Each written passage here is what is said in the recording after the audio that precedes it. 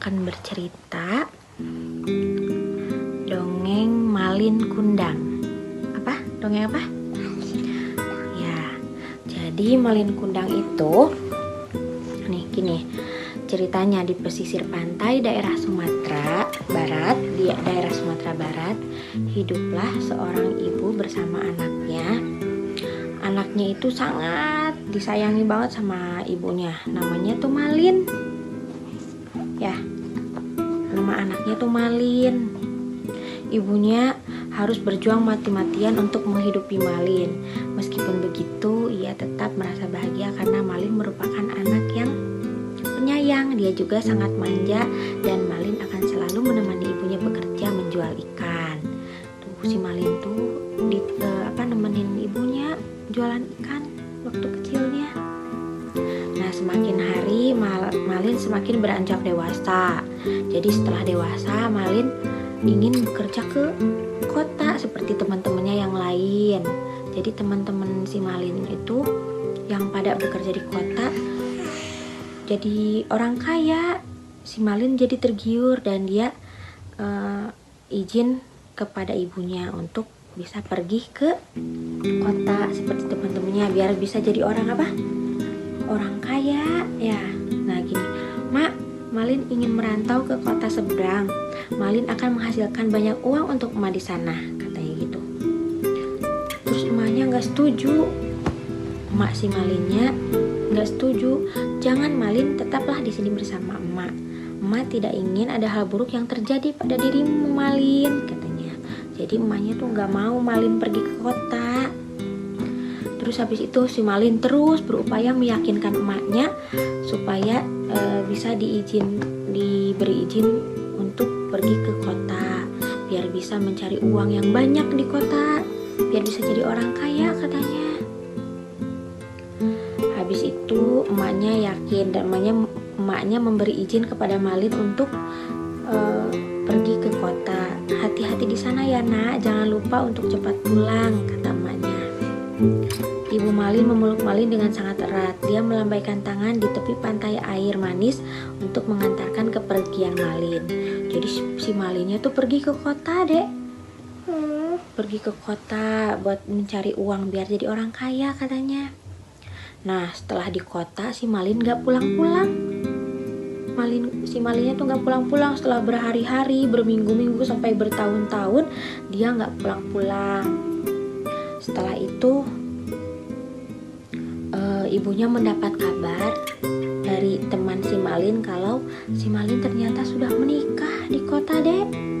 Dia sudah menikah dengan seorang putri bangsawan, dengan orang kaya di sana. Jadi si Malinnya tuh udah jadi orang kaya di kota. Dia lupa sama emaknya. Dia nggak pulang-pulang ke rumahnya. Dia malah senang-senang di kota bersama istrinya yang kaya itu. Nah, habis itu kata temen si Malinnya, emak nggak usah mengharapkan si Malin, soalnya si Malin gak akan pulang lagi ke kampung, katanya gitu. Tidak, Malin pasti akan kembali, kata emaknya. Nah, saat itu istri si Malin di kota lagi hamil. Istrinya tuh pengen jalan-jalan ke kampung halaman si Malin di pantai air manis. Habis itu si Malin mengantarkan istrinya ke sana. Pas di jalan, si Malinnya takut. Dia takut ketemu ibunya. Soalnya kan ibunya orang kampung tuh penampilannya. Jadi si Malin katanya malu kalau nanti istrinya ketemu sama ibu si Malin. Dan benar saja, ketika si Malin dan istrinya sampai di tepi pesisir pantai, ibu si Malin melihat si Malin bersama istrinya. Langsung aja sama ibu si Malin tadi peluk si Malinnya. Terus tiba-tiba kata ibunya, Malin, ini aku ibumu. Terus kata istri si Malinnya, ibu, apa perempuan lusuh ini ibumu? Kok dandanannya seperti ini, Malin? Kata istrinya. Terus kata si Malin gini, tidak, dia bukan ibuku. Dia bukan ibuku, katanya. Jadi gak diakuin ibunya, soalnya malu, katanya. Malin bersikeras tidak mengaku ibunya sampai ibunya merasa sakit hati. Ibu Malin merasa sangat sedih sekaligus marah. Lalu ibu Malin pun meninggalkan Malin. Lalu Malin dan ibunya pergi. Malin dan istrinya pergi. Terus ibunya juga pergi. Karena ibunya sakit hati, lalu ibunya berdoa. Lalu ia pun berdoa kepada Tuhan dan menyumpahi Malin agar dikutuk menjadi batu. Si Malinnya teh pengen dikutuk jadi batu sama ibunya, Dek. Langit bergemuruh setelah doa itu terdengar. Malin sangat menyesali perbuatan yang ia lakukan kepada ibunya. Nah, pada saat si Malin sama istrinya pergi tuh si Malin merasa kasihan sama ibunya, merasa menyesal. Ibu, maafkan anakmu yang durhaka ini, Bu, kata si Malin tuh. Teriakan Malin sia-sia karena tidak lama setelahnya kapal Malin terombang-ambing oleh ombak hingga karam dan terpecah. Terus habis itu keesokan paginya semua orang di pantai Air Manis terkejut menemukan kepingan kapal. Jadi kapal yang ditumpangi si Malin tuh pecah, semuanya rusak. Dan si Malinnya sudah menjadi batu, Dek. Soalnya dikutuk tadi sama ibunya. Ibunya berdoa. Jadi habis itu udah deh selesai. Di sebuah hutan hiduplah seekor singa yang mengaku dirinya sebagai raja hutan. Ia senang sekali memangsa penghuni hutan, terutama binatang-binatang kecil hingga tak tersisa. Jadi binatang-binatang kecil yang ada di hutan tuh pada dimakan sama si singanya. Tuh giginya juga ya, kelihatan ya, taringnya juga tajam-tajam. Jadi rambutnya panjang. Iya, serem banget pokoknya mah. Jadi hewan-hewan kecilnya itu pada dimakan sama singa. Kalau si singa lewatnya pada kabur, soalnya takut. Terus hampir seluruh penduduk hutan punah dimangsa singa, sehingga untuk memenuhi kebutuhan perutnya si raja hutan harus mencari makanan ke perkampungan. Namun berhasil diusir oleh penduduk karena isi hutannya hampir habis dimakan oleh singa. Jadi singanya hampir ke kampung-kampung nyari makannya tuh. Tapi kalau di kampung-kampung kan ada manusia tuh, ada bapak-bapak yang mau nembak ya. Jadi takut kalau mau ditembak mah, diusir sama bapak-bapak ini. Jadi singanya pergi deh, nggak di hutan lagi, nggak di perkampungan lagi. Jadi masuk lagi ke hutan dia. Tuh, singanya masuk lagi ke hutan. Ini rumah siapa? Nanti. Ini rumah ini rumah manusia atau singa? Ini tuh rumah kancil. Makanya dengerin dulu ibu. Nah, selanjutnya saat akan melangkah, tiba-tiba ia melihat bayangan di balik pepohonan. Singa segera mengejarnya. Ternyata yang dikejarnya itu adalah seekor kancil yang sedang mencari makan. Oh, jadi tadi itu si kancil di balik pepohonan tuh yang ngumpet itu si kancil, tapi ketahuan sama si singanya. Singa lalu berteriak memanggil kancil. "Kancil, berhenti! Apa kamu tidak tahu siapa aku?" kata singa tuh. Anak kancilnya? Terus kata kancilnya, "Iya Tuan, hamba tahu Tuhan adalah penguasa hutan ini," kata si kancilnya. Tuh si kancilnya takut ya. Di situ. "Terus kenapa kamu tadi mau lari?" tanya singa. Saya bukannya lari, tapi saya mau menemui raja hutan ini yang lebih besar dan lebih perkasa dibandingkan tuanku singa. Hah? Oh, jadi kata si kancilnya, saya bukannya lari, tapi saya mau menemui raja hutan yang lebih besar dan lebih perkasa dibandingkan tuan singa. Kata si kancil teh ada yang lebih besar dan lebih kuat lagi dari singa. Ngerti gak? Kata si kancilnya. Jadi kata si kancil teh yang lebih kuatnya ada lagi, bukan singa ini. Ada yang lebih kuat lagi daripada singa ini. Nah, terus marah si singanya. Singa yang lebih kuat lagi? Bukan, singa yang tadi. Soalnya kan si kancil mah berbohong katanya ada yang lebih kuat itu berbohong. Soalnya dia takut sama singa yang ini. Biar si singa ininya marah. Nih, dengerin dulu ya biar ngerti ya. Terus Mendengar perkataan Kancil, singa itu menggaum dengan keras. "Mana ada hewan yang lebih besar dan lebih kuat dari aku?" katanya. Kata si singanya, mana ada hewan yang lebih kuat dan lebih besar daripada aku, katanya gitu. Terus kata si Kancilnya, "Ada tuanku, dia tinggal di sebuah sumur tua dekat sini. Kalau tidak percaya, mari aku antar ke sana," kata si Kancilnya. Terus kata si Kancilnya, ada hewan yang lebih besar daripada singa itu ada di sumur tua. Jadi diantarlah si singanya ke sumur tuanya itu. Boleh lihat dulu ya. Terus habis itu singa semakin marah mendengar perkataan itu. "Baiklah Kancil, antar aku ke sana biar aku lihat seberapa besar dan kuat hewan itu," kata singanya. Terus kata si Kancilnya, "Baiklah tuanku, mari ikuti aku, akan aku antar ke sana," kata si Kancil. Terus pergi berdua dianterin sama si Kancil. Setelah tiba di sumur tua, Kancil segera berkata, "Di sumur itulah singa besar itu tinggal tuanku," katanya. Tuh di dalam sumur ini, kata si Kancil tuh. Jadi hewan yang lebih besar daripada singa itu, kata si Kancil, ada di dalam sumur ini. Ngerti nggak deh? Emang beneran? Itu teh bohong, makanya dengerin dulu ceritanya, oke? Nih, singa kemudian mendekati sumur tua itu dan melihat keadaan sumur. Ia melihat ada bayangan seekor singa yang sangat besar. Jadi singanya itu melihat genangan air yang ada melihat air yang ada di dalam sumur ini, padahal itu masih muka dia sendiri. Ngerti nggak?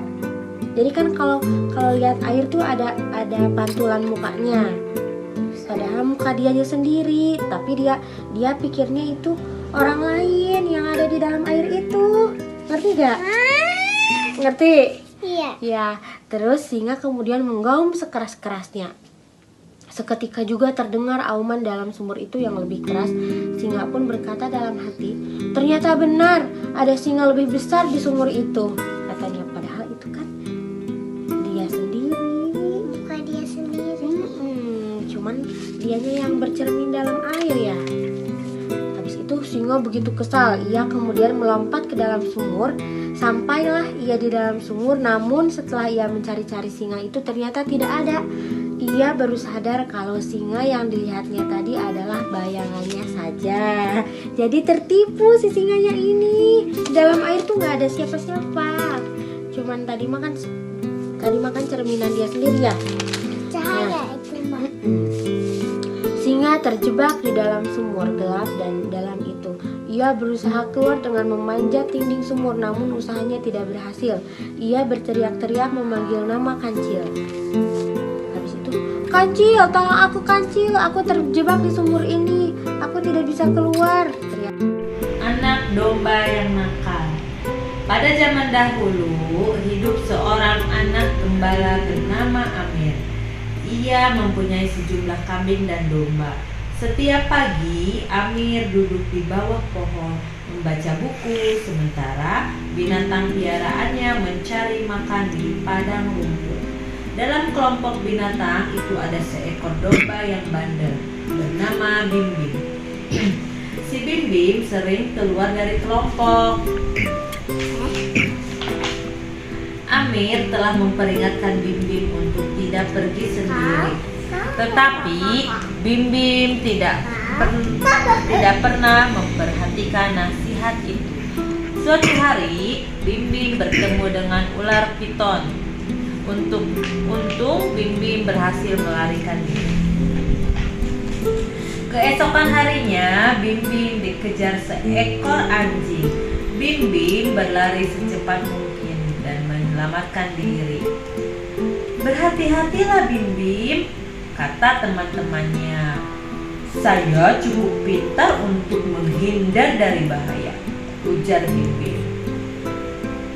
"Saya tidak tahu cara menangani domba yang bandel ini," Amir mengeluh khawatir. Suatu hari Bim Bim sedang berjalan sendiri. Tiba-tiba ia melihat dedaunan hijau segar di kejauhan. "Lezat, saya harus makan semua daun itu," pikir Bim Bim sambil berjalan perlahan ke arah daun-daun. Bim Bim sibuk dengan mengunyah daun. Ketika seekor harimau datang mendekatinya dari balik semak. Tiba-tiba harimau menginjak ranting dan mematahkannya. Bim Bim mendengar suara itu dan tersadar. Segera harimau melompat keluar dari semak-semak. Melihat harimau yang buas, Bim Bim ketakutan. Tolong, tolong! Bim Bim mulai berteriak. Harimau berdiri tepat di depan Bim Bim. Bim Bim berusaha lari, akan tetapi harimau melompat dan menangkap kakinya. Ini dia, teriak harimau. Untung datang seorang pemburu. Saya harus menyelamatkan domba itu, pikir sang pemburu. Ia pun menembakkan senjatanya ke udara beberapa kali. Harimau ketakutan mendengar suara tembakan. Ia melepaskan kaki Bim Bim dan pergi meninggalkannya. Mendengar suara tembakan, Amir mendatangi tempat itu. Ia terkejut melihat Bim Bim gemetar ketakutan.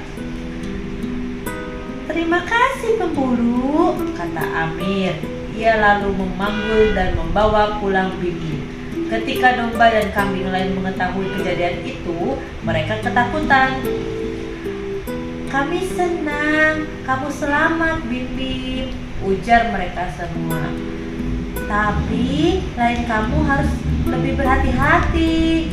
Sejak itu Bim Bim tidak pernah meninggalkan kelompoknya lagi. Ia telah mendapatkan pelajaran berharga dari peristiwa waktu itu. Sudah, ini kita cerita judulnya Tikus yang Congkak. Pada suatu masa, hiduplah beberapa tikus di sebuah rumah. Winnie adalah tikus yang paling berani di antara mereka. Suatu hari, tikus-tikus merasa bahwa persediaan makanan mereka telah habis. Mereka pada lapar. Iya. Iya, kita harus pergi dan mencari makanan, kata seekor tikus. Tetapi siapa yang akan pergi keluar? Tanya tikus-tikus lain. Winnie mengajukan diri. Saya akan membawa makanan untuk kita semua, ujarnya. Jangan pergi sendiri, Winnie, ujar seekor tikus yang bijaksana. Sebaiknya pergi dalam kelompok kecil. Namun Winnie tidak mendengarkannya. Saya cukup berani untuk pergi sendiri, ujarnya. Kalian semua tunggu dan lihat saja, saya akan mendapatkan banyak sekali makanan. Sambil berkata demikian, Winnie pergi berjalan keluar rumah. Saya akan tunjukkan pada mereka bahwa sayalah yang terbaik, ucapnya dalam hati. Di jalanan, Winnie melihat sebuah restoran. Saya akan mendapatkan makanan lezat di sana, pikirnya. Ia pun berjalan mengendap-endap memasuki restoran itu. Saat Winnie mengintip dari jendela, ia melihat beberapa kue dan roti. Ia menelan air liur. Winnie secara diam-diam masuk ke dalam restoran. Ia bermaksud mencuri beberapa makanan. Hah? Mencuri? Dia mau mencuri roti ya? Ada kucing. Iya, ada kucing. Tiba-tiba Winnie mendengar sebuah suara miau. Itu suara kucing. Musuhku. Ada kucingnya. Iya. Kata Winnie, itu suara kucing musuhku. Ia menciricit ketakutan. Kucing melihat Winnie dan bermaksud menangkapnya. Winnie berlari secepat mungkin dan kucing mengejarnya. Kasihan, ini tikusnya dikejar kucing. Ya, untungnya Winnie menemukan sebuah lubang dan ia masuk ke lubang itu. Iya, tikusnya jadi sembunyi. Kucing sangat marah melihat mangsanya lepas dari tangannya. Tidak lama kemudian, kucing pergi dan Winnie bernapas lega. Ia teringat makanan yang lezat. Winnie melihat sepotong kue berada di atas meja. Ia segera naik ke atas meja dan memulai memakan kue itu dengan rakusnya. Ia tidak menyadari bahaya mengancam dirinya. Tiba-tiba Winnie merasa ada sesuatu yang menjepit ekornya. Itu adalah jebakan tikus. Aduh, aduh, Winnie berteriak kesakitan. Sementara itu, teman-teman Winnie merasa tidak sabar. Berapa lama lagi kita harus menunggu? Ujar mereka. Sudah lapar sekali. Mari kita pergi mencari Winnie. Saya berharap dia tidak tertangkap, kata salah satu dari mereka, merasa khawatir. Di sini ada sebuah restoran, kata tikus lain.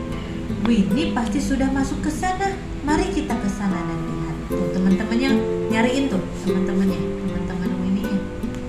Lalu semua tikus masuk ke dalam restoran. Di sana mereka menemukan Winnie terperangkap sebuah jebakan tikus.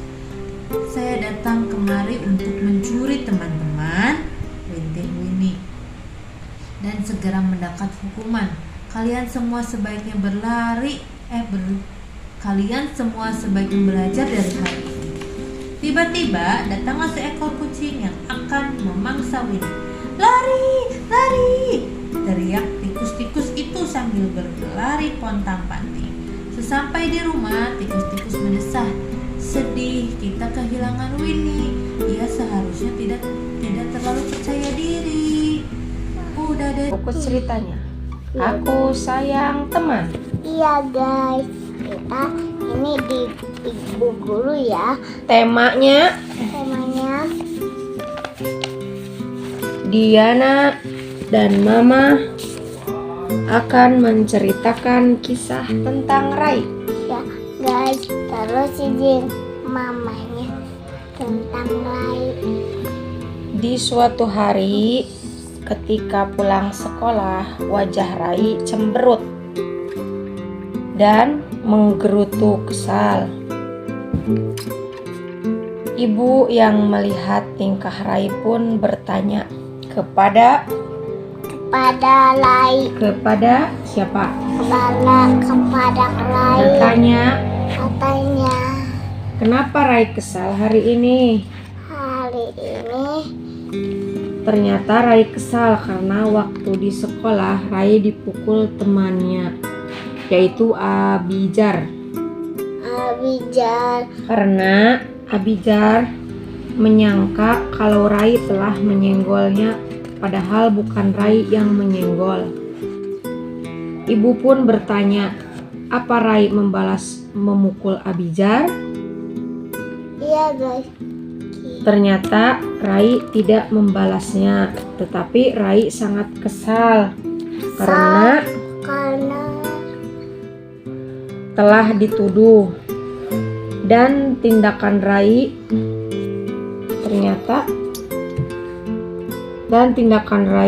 sangatlah benar karena tidak membalas pukulan Abijar. Kalau Rai membalas memukul, maka akan terjadi bahaya. Dan masalahnya tidak akan selesai. Dan lebih baik Rai menyampaikan kebenarannya atau bercerita kepada ibu guru. Iya. Jadi kalau ada apa-apa di sekolah harus bercerita kepada ibu guru. Jika ketika kita marah atau kesal, belajarlah untuk mengelola amarah dengan cara yang sehat, seperti menarik napas panjang dan menghembuskannya berulang kali sampai kita lebih tenang. Dan kita harus ingat untuk selalu sayang kepada teman. Itulah pesan dan kesannya dari cerita ini. Jadi sebagai anak yang solehah, yang baik, kita harus apa? Harus sayang kepada teman. Sayang nggak sama temennya? Sayang dong. Sayang. Ya sudah, ceritanya sampai di situ dulu ya Diana. Iya, Senang gak dibacain cerita? seneng dong. Aku sayang Allah. Kali ini Diana dan Mama akan menceritakan kisah Sally yang selalu menyebut nama Allah apapun yang terjadi. Di suatu hari, Sally bersama ayah dan ibu pergi ke kebun binatang. Di sana Sally melihat banyak binatang, di antaranya jerapah dan gajah. Di kebun binatang itu banyak banget Diana, bermacam-macam rupanya binatang. Di antaranya jerapah dan gajah. Sally kagum sama jerapah karena punya leher yang panjang. Wow, leher jerapah panjang sekali, kata Sally. Lalu ibu berkata, kita harus mengucapkan subhanallah kalau melihat semua ciptaan Allah yang indah. Ya Sally, ya Diana. Ya, Kalau kita melihat sesuatu yang indah, kita harus ucapkan subhanallah. Lalu saat melihat gajah, Sally langsung berkata, subhanallah, gajahnya besar sekali, tulalainya panjang. Lihat gajahnya, besar sekali. Diana kalau naik gajah takut nggak? Nggak, beneran? Ya. Nggak takut jatuh? Ya. Terus tiba-tiba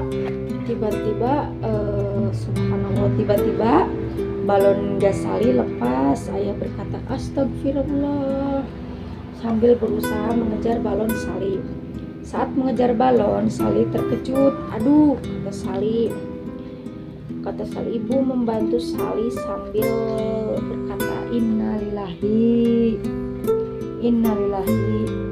Hati-hati Sally, balon Sally tersangkut di pohon. Lalu ayah mengambilnya dengan sebatang kayu. Alhamdulillah, kata ayah. Ibu dan Sally gembira. Alhamdulillah, balonnya bisa diambil. Balonnya tersangkut di atas pohon. Hari pun tak terasa, hari pun sudah mulai sore. Sally, ayah dan ibu akan pulang. Sally berkata kepada ayah dan ibu, pingin ke kebun binatang lagi. Ibu berkata, ya Sally, insya Allah. Oh insya Allah sih Bu, yang pasti dong, tanya Sally.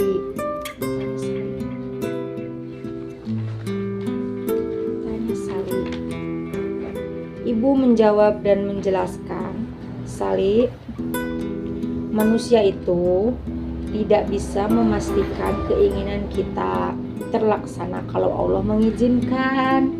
Jadi kalau Diana mau janji harus bilang insya Allah. Ya, jika Allah mengizinkan pasti berkehendak. Ya, insya Allah nanti kita ke kebun binatang lagi, asal Sally harus lebih rajin lagi mengaji, itu kata ayah. Insya Allah, jawab Sally. Saat di jalan menuju pulang, Sally menyadari kalau ayah tidak, nih lihat, ayahnya tidak pakai sandal. Astagfirullah, ayah baru ingat sandalnya tertinggal. Ibu dan Sally pun tertawa. Tuh lihat, tuh tertawa ya, tertawa. Jadi Diana,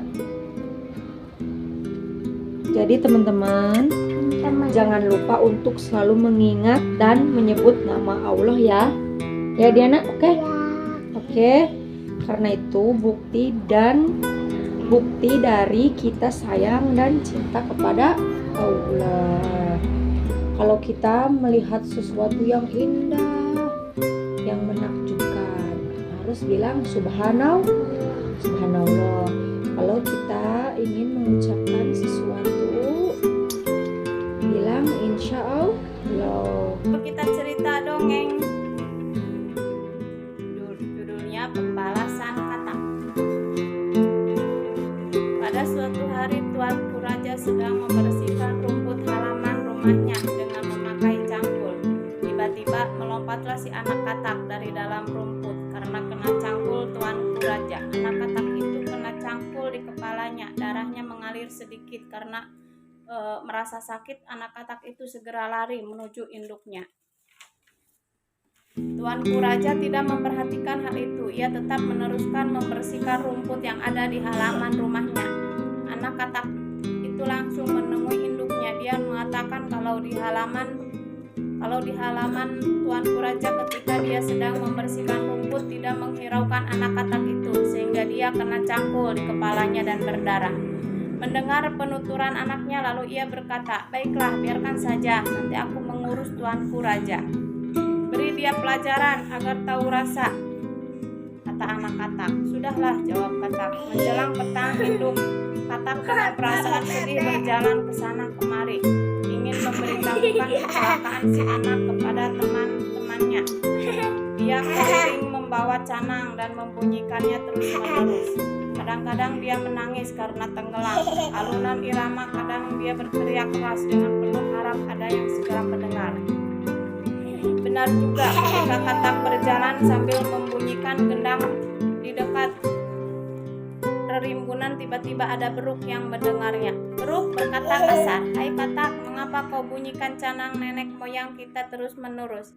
Semasa hidup hanya satu amalan yang menurut orang lain ringan, yang dapat menghapus dosa Asyibli dan berhasil meraih ampunan Allah. Di dalam kitab Nasai Al-Ibad karya Syekh Ibnu Nawawi Al-Baghdadi dikisahkan, setelah sekian waktu lamanya Imam Asyibli wafat, ada seorang temannya yang memimpikannya. Dalam mimpinya terlihat Imam Asyibli nampak mendapatkan nikmat kubur. "Wahai Imam Asyibli, apa yang diperbuat Allah Subhanahu wa ta'ala kepadamu, Asyibli? Allah telah menempatkanku di tempat yang mulia," jawab Imam Asyibli. "Tolong beritahu aku amal apa yang engkau perbuat sehingga mendapatkan kemuliaan itu," kita temannya. Imam Asyibli pun bercerita bahwa dirinya pernah ditanya Allah tentang amal yang membuat Imam Asyibli menjawab kalau dirinya telah melakukan amal baik dan ikhlas dalam beribadah, akan tetapi jawaban itu disangka oleh Allah. Imam Asyibli pun langsung menjawab amal lainnya, "Mungkin karena ibadah hajiku, puasaku, dan sholatku," kata Imam Asyibli. Namun lagi-lagi pernyataan itu ditolak oleh Allah. Imam Asyibli lantas mencoba mengingat-ingat amal baiknya lagi semasa hidupnya, atau mungkin karena kelalaianku dalam mencari kemuliaan. Pertanyaan itu kembali disangka oleh Allah, sehingga akhirnya Imam Asyibli menyerah. "Ya Robbi, semua itu adalah amalku yang karenanya aku harap engkau mau memaafkan." Kemudian Allah berfirman, "Semua itu tidaklah membuatku mau mengampuni." Imam Asyibli lantas bertanya, "Lalu karena apa engkau berkenan mengampuniku?" Allah berfirman, "Ingatkah engkau ketika engkau berjalan di pinggiran kota Baghdad, engkau menemukan seekor anak kucing yang kedinginan dan merapatkan